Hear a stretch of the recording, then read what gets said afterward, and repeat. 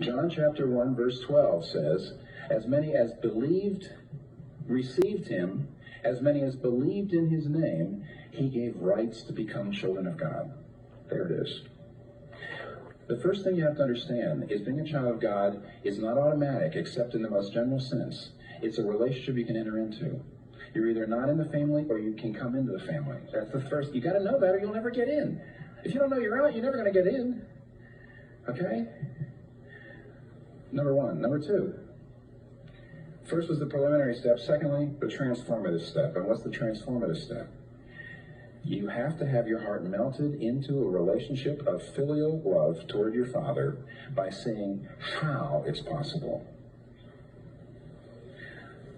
that the great King of the universe would be your Father, that the universal judge of the universe would be Father. How could that be?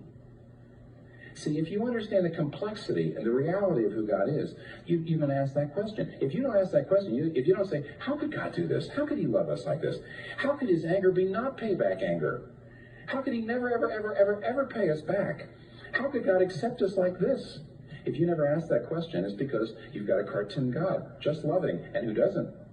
Isn't judge, isn't holy, doesn't have standards. That's a neglectful God. That's not a loving God.